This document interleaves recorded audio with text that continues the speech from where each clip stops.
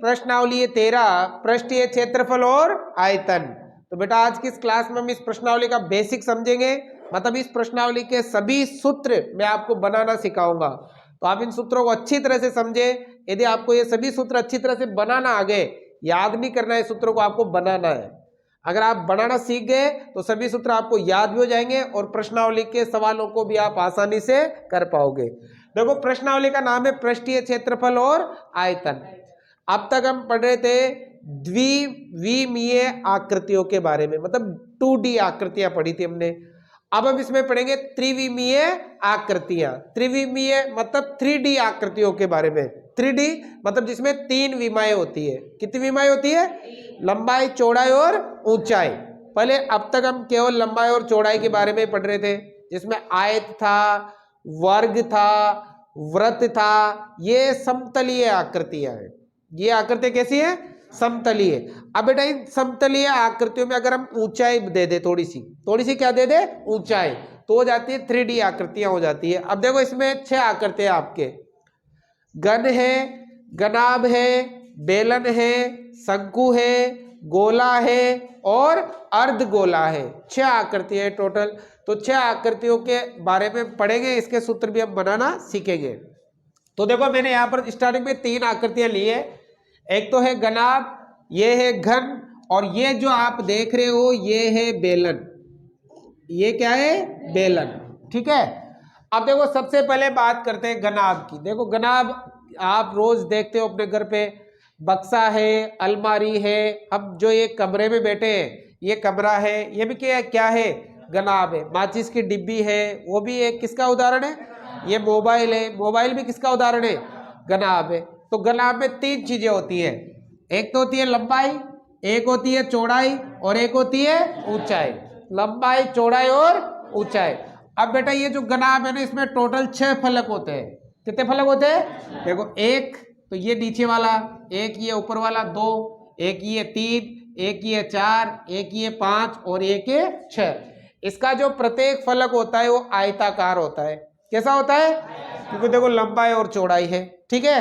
अब घन का मतलब होता है जिसकी लंबाई, चौड़ाई, ऊंचाई तीनों बराबर हो। मतलब ये भी एक तरह का घनाभ भी होता है, लेकिन इसमें लंबाई, चौड़ाई और ऊंचाई तीनों क्या होती है?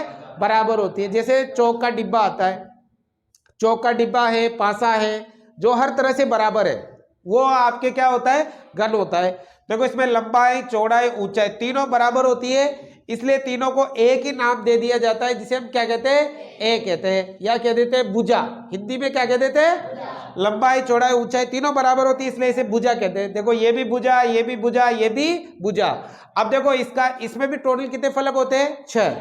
एक तो ये, एक ये 2, एक ये 3, एक ये 4, एक ये 5 और एक ये 6।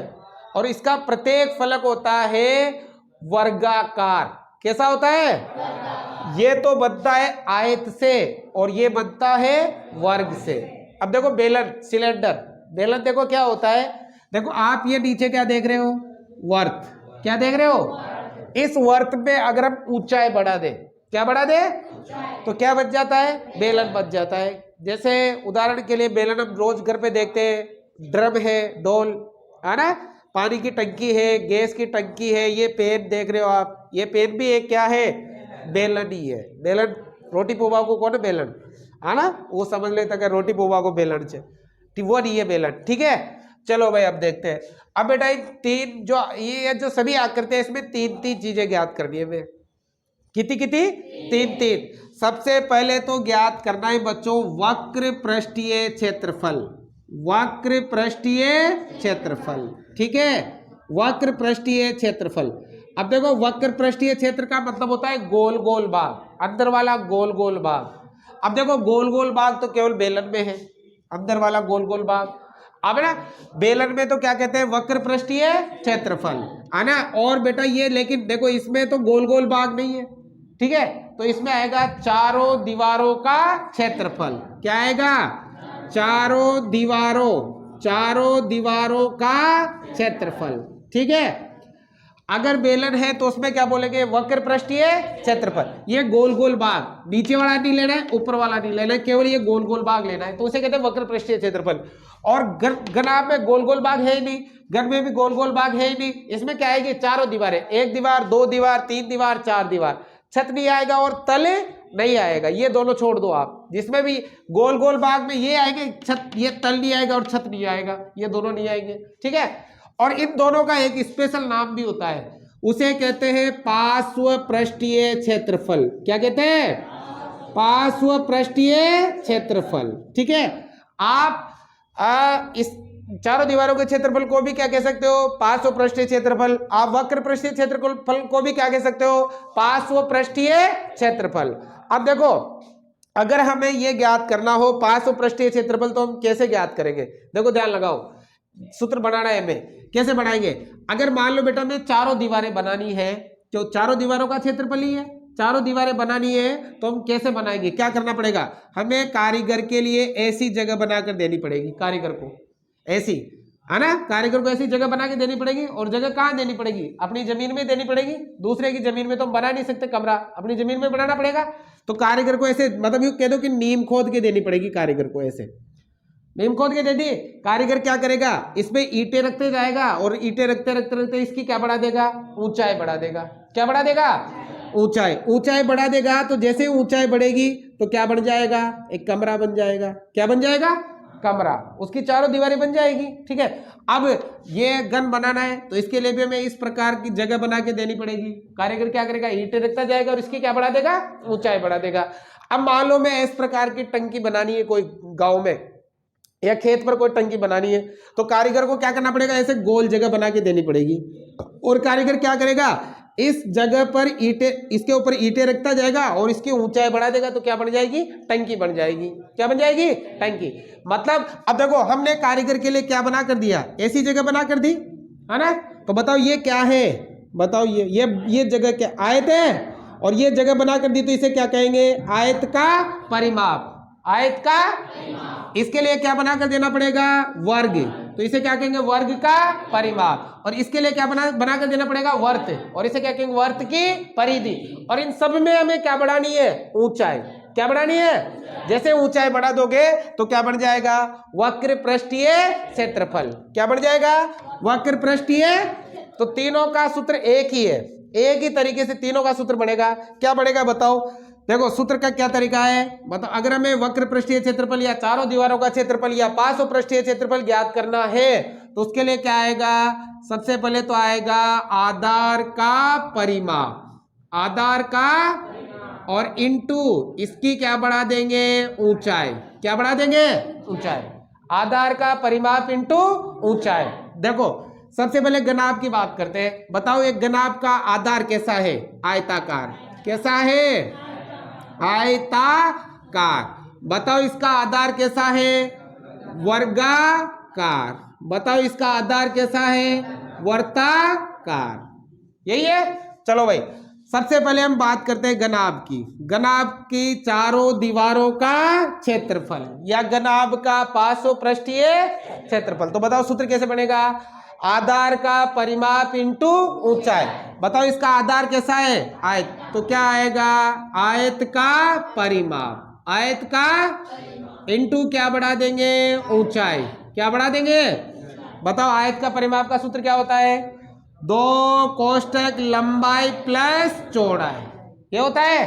और इंटू क्या बढ़ा देंगे, ऊंचाई। तो बताओ घनाभ की चारों दीवारों का क्षेत्रफल ज्ञात करने का सूत्र क्या हो गया, 2 कोष्ठक लंबाई प्लस चौड़ाई इंटू ऊंचाई। आया समझ में। दूसरा किसका ज्ञात करेंगे, घन का।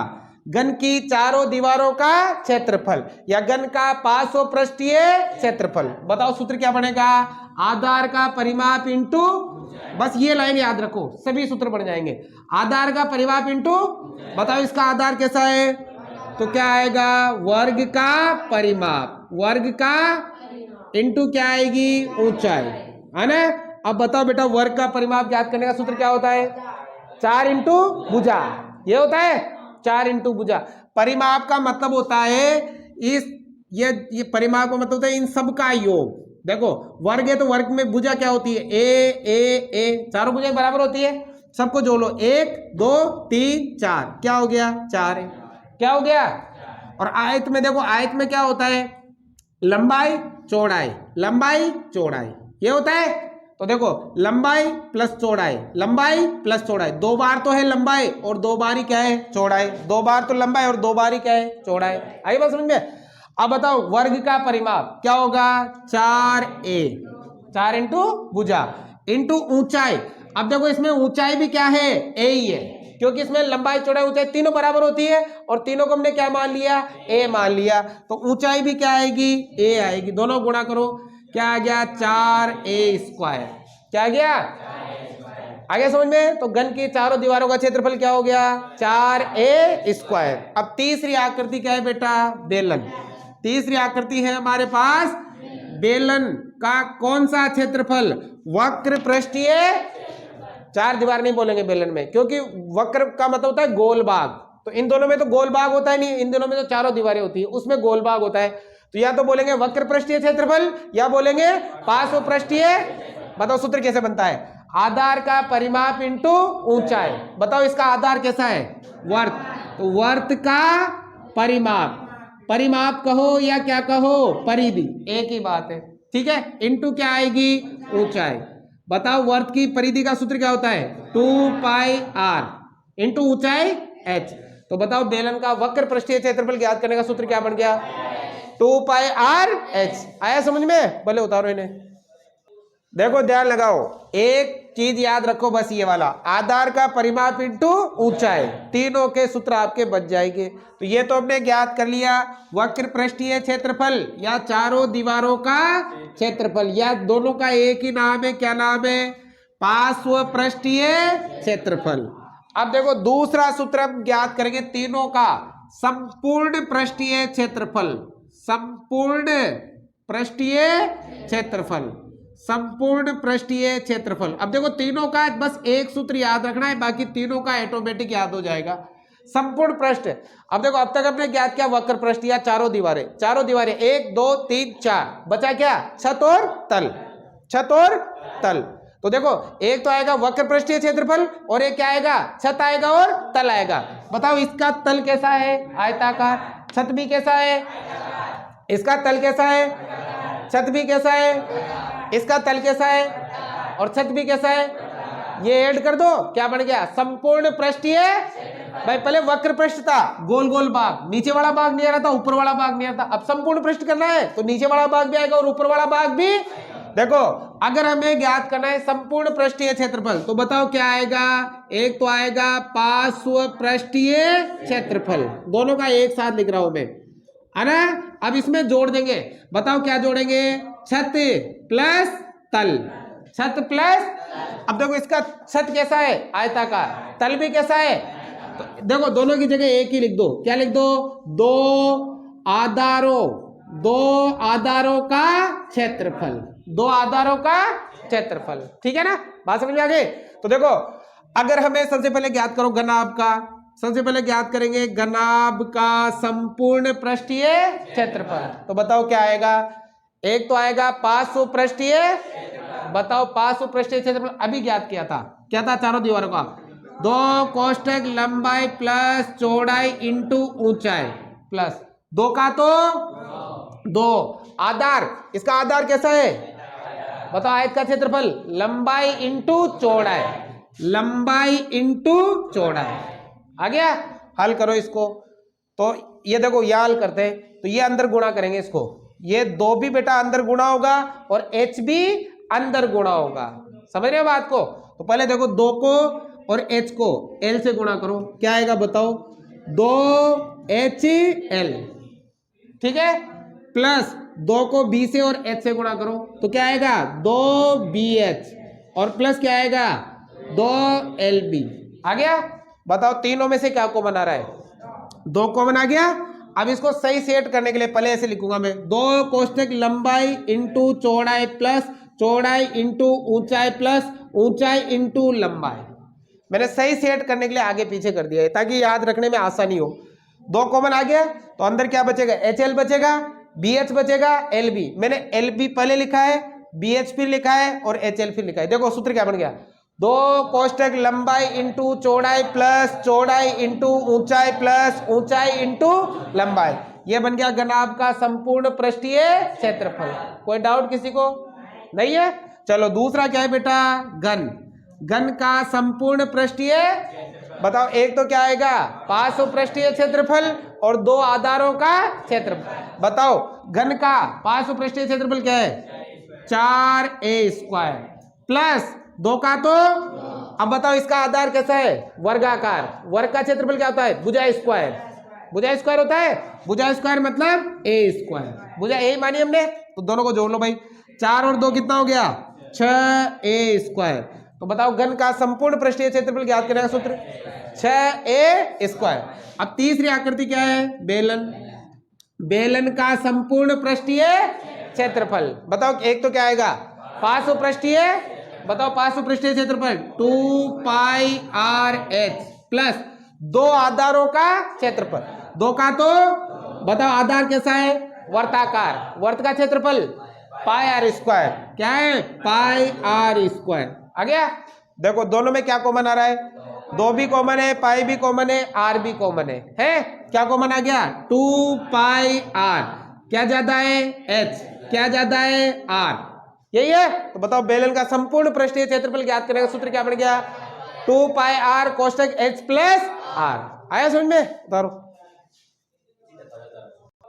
अब देखो बेटा तीसरा पॉइंट है आयतन। देखो अब ये आयतन नया पॉइंट है, देखो क्या है आयतन, आयतन का मतलब होता है वजन, वजन मतलब इसका भार कितना है, इसका वजन कितना है, या फिर ये समझो कि इसमें कोई चीज भरनी है तो वो कितनी आ सकती है। जैसे कमरा है इसमें पानी भरना है तो कितना पानी भर सकते हैं, हवा भरनी है कितनी हवा भर सकते हैं, ये ड्रम है इसमें कितना पानी भरा जा सकता है, कितनी हवा, कोई चीज भरनी हो तो वो किस में आता है आयतन में आता है। ये द्रव्यमान के दो, आयतन के दो, आयतन वॉल्यूम, ठीक है। तो देखो अब आयतन कैसे ज्ञात करेंगे, जैसे मान लो हमारे घर में इस प्रकार की एक होद है, पानी की होद बनी हुई रहती है होद है ना, वो इस टाइप की है घनाभाकार, ठीक है ना।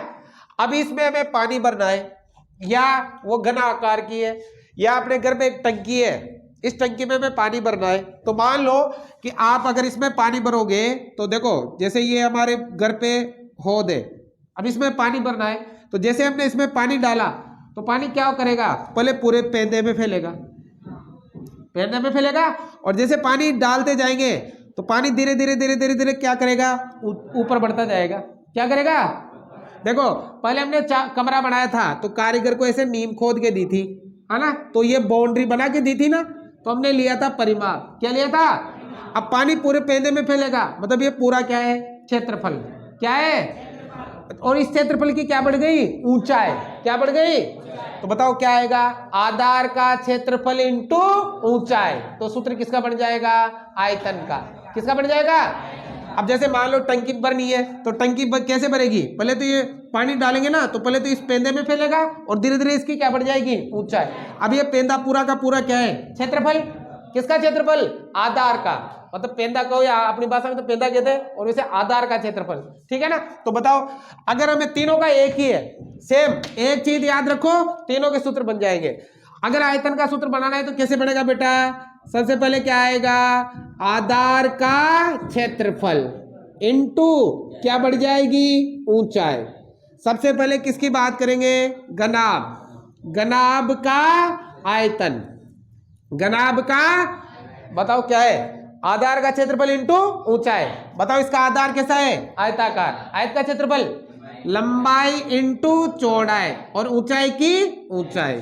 बताओ घनाभ का आयतन का सूत्र क्या बन गया लंबाई इंटू चौड़ाई इंटू ऊंचाई। कोई डाउट किसी को नहीं। दूसरा है घन, दूसरा क्या है बेटा घन। अब सूत्र वही आधार का क्षेत्रफल इंटू ऊंचाई। बताओ इसका आधार कैसा है वर्गाकार, वर्ग का क्षेत्रफल भुजा इंटू भुजा, और भुजा को हमने क्या माना ए स्क्वायर मान लिया, इंटू क्या बढ़ाएंगे ऊंचाई, और इसकी ऊंचाई भी क्या है ए ही है, तीनों बराबर है ना, तो ऊंचाई भी क्या है ए ही है, गुणा करो क्या हो गया ए क्यूब, क्या हो गया ए क्यूब। तो घन का आयतन क्या होता है ए क्यूब, और घन आपका लंबाई इंटू चौड़ाई इंटू एक ही है दोनों का, क्योंकि यहां भी एल की जगह भी ए, बी की जगह भी, एच की जगह भी, और 3 बार ए को गुणा करेंगे तो क्या बनेगा ए क्यू। आगे समझ भाई। अब तीसरी आकृति क्या है? बेलन। तीसरी आकृति क्या है? बताओ सूत्र कैसे बनेगा? आधार का क्षेत्रफल इंटू इसका आधार कैसा है? वर्त का क्षेत्रफल पाई आर स्क्वायर और ऊंचाई h। तो बताओ बेलन का आयतन क्या हो गया? पाई आर स्क्वायर h। आया समझ में? उतारो। अब देखो बेटा अगली आकृति है आपके शंकु। देखो घन, घनाभ और बेलन तीनों के तीन तीन सूत्र हो गए। अब आपके शंकु के भी तीन सूत्र है। तो देखो शंकु है आपके आइसक्रीम कोन या बर्थडे टोपी, है ना, जन्मदिन की टोपी या क्रिसमस केप आती है वो वाली, है ना, तो बर्थडे केप होती है या आइसक्रीम कोन समझ लो आप। तो देखो कैसा होता है शंकु? शंकु होता है बेटा आपके ऐसा, ठीक है ना। अब इसमें भी तीनों सूत्र होंगे आपके, वक्र पृष्ठीय क्षेत्रफल, संपूर्ण पृष्ठीय क्षेत्रफल और आयतन। देखो ये वाला। अब देखो ये आपके बर्थडे केप है, मतलब शंकु है, आइसक्रीम कोन है, ठीक है। अब देखो अगर हम गोल गोल वाला भाग ले तो वो बन जाएगा वक्र पृष्ठीय। अगर हम इसके ढक्कन भी लगा दे, ये ढक्कन जो वर्ताकार है, ये कैसा है? वर्ताकार। अगर ढक्कन भी लगा दे तो क्या बन गया? संपूर्ण पृष्ठीय क्षेत्रफल। और इसमें हमें आइसक्रीम भरनी है, कितनी आइसक्रीम आएगी? वो क्या हो गया? आयतन। अब देखो सबसे पहले तो शंकु बनता कैसे है बेटा? शंकु बनता है त्रिज्यखंड से। पिछले चैप्टर में हमने पढ़ा है त्रिज्यखंड, पढ़ा है ना। इस त्रिज्यखंड को अगर हम ऐसे मोड़े, ऐसे मोड़े तो क्या बन जाएगा? शंकु बन जाएगा। जैसे देखो ध्यान लगाओ, ये हमारे पास देखो मैंने एक त्रिज्यखंड काटा हुआ है, ये त्रिज्यखंड काटा हुआ है त्रिज्यखंड। ये भी त्रिज्या, ये त्रिज्या और ये क्या है? चाप। अब मैं इसको ऐसे मोड़ रहा हूं, ऐसे घुमा रहा हूं, देखो ये लो, ऐसे ऐसे, है ना। तो समझ गए होंगे, छोटा कट गया ये। कोई बात नहीं है। ये देखो बढ़िया शंकु, ऐसे शंकु बनेगा, ठीक है। अब देखो ध्यान लगाओ बेटा। अब देखो इसमें जब ये इससे ये बना तो क्या क्या चेंज हुआ? देखो ये त्रिज्यखंड है, ये क्या है बेटा? त्रिज्यखंड। अब त्रिज्यखंड में देखो ये क्या है? त्रिज्या। ये क्या है? और ये तो है त्रिज्या, और ये क्या है? ये है चाप की लंबाई। चाप की लंबाई, है ना, जिसे हम कैसे लिखते हैं? एल से, है ना। अब जब इससे हमने ये बनाया तो बेटा ये जो त्रिज्या थी ना, त्रिज्या ये वाली, ये लाइन, ये त्रिज्या बदल गई है इसकी तिर्यक लंबाई में। इसे कहते हैं शंकु की तिर्यक ऊंचाई। तिर्यक ऊंचाई। तो जो त्रिज्या थी वो क्या बन गई? तिर्यक ऊंचाई। और जो इसकी चाप की लंबाई थी वो बन गई ये वाली लाइन। और इसे हम क्या कहते हैं? वर्त की परिधि। क्या कहते हैं? वर्त की परिधि। देखो जो त्रिज्याखंड की त्रिज्या थी वो तो शंकु की क्या बन गई? तिर्यक ऊंचाई। क्या बन गई? और जो चाप की लंबाई थी वो क्या बन गई? वर्त की परिधि। अब देखो हमने पिछले क्लास में पढ़ा है त्रिज्याखंड का क्षेत्रफल ज्ञात करने का सूत्र। त्रिज्याखंड का क्षेत्रफल एक तो क्या होता है? पाई आर स्क्वायर थीटा बटा 360 होता है। एक और होता है, बताया था, एक और होता है, बताओ क्या होता है? 1/2 इंटू एल इंटू आर होता है। 1/2 इंटू एल इंटू आर, ये भी लिखाया था मैंने, लिखाया था। अब हमें क्या ज्ञात करना है? हमें ज्ञात करना है शंकु का वक्र पृष्ठीय क्षेत्रफल। वक्र पृष्ठीय क्षेत्रफल। तो देखो सूत्र कैसे बनेगा? 1/2 का तो 1/2 इंटू ये देखो त्रिज्याखंड के क्षेत्रफल में एल क्या थी? चाप की। अब ये चाप की लंबाई क्या बन गई? वर्त की परिधि। और वर्त की परिधि का सूत्र क्या होता है? 2 पाई आर इंटू आर जो त्रिज्याखंड की त्रिज्या थी वो इसकी क्या बन गई? तिर्यक ऊंचाई। इसे क्या लिखेंगे? एल। 2 से 2 कैंसिल, बताओ क्या बचा? पाई आर एल।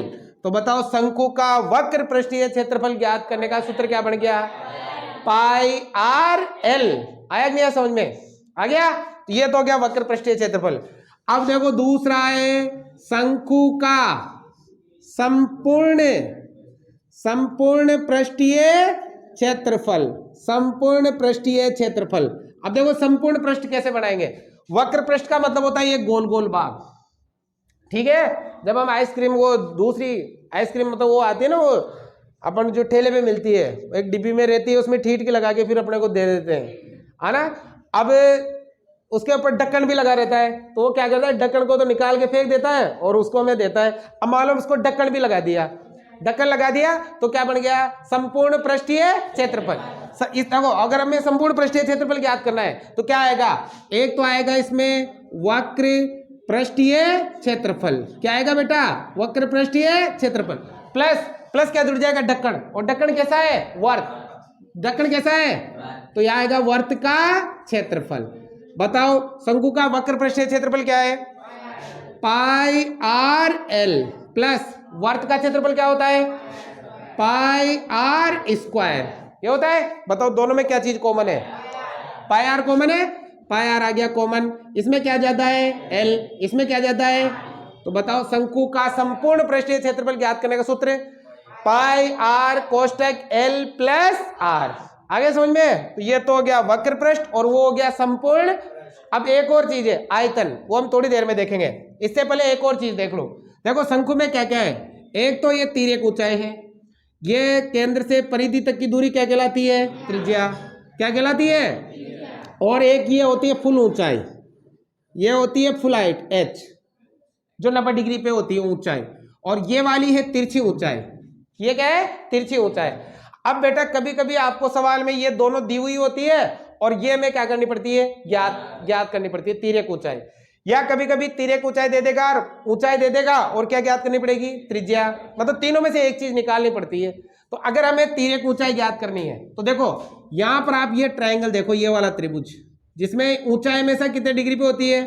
बताओ ये कौन सा त्रिभुज बन गया, समकोण त्रिभुज। और समकोण त्रिभुज में कौन सी प्रमेय लगा सकते हैं, पायथा। कर्ण का स्क्वायर बराबर लंब का स्क्वायर प्लस आधार का स्क्वायर। तो देखो 90 डिग्री के सामने क्या होता है, कर्ण। कर्ण मतलब एल का स्क्वायर बराबर लंब मतलब एच का स्क्वायर, आधार मतलब आर का स्क्वायर। अगर हमें एल ज्ञात करना है तो स्क्वायर का क्या कर देंगे, पक्षांतरण। तो बताओ एल बराबर क्या हो गया, under H square plus R square. तो बताओ ये तिर्यक लंबाई ज्ञात करने, तिर्यक ऊंचाई ज्ञात करने का सूत्र बन गया क्या, एल बराबर under H square plus R square. शंकु की तिर्यक ऊंचाई ज्ञात करने का सूत्र आ गया समझ में। तो इस तरह से करने, पहले उतारो इनको। अब देखो भाई अगली आकृतियां, एक तो है गोला और एक है अर्धगोला। गोला फुटबॉल या क्रिकेट की बॉल है ना, वो गोला है। अब देखो इसको बनाएंगे तो वर्त की जैसे, लेकिन इसमें ऐसा कर देंगे कुछ, क्योंकि अगर वो वर्ती बनाएंगे तो फिर वर्ती दिखेगा ना, तो ऐसा कुछ कर देंगे ताकि गोला।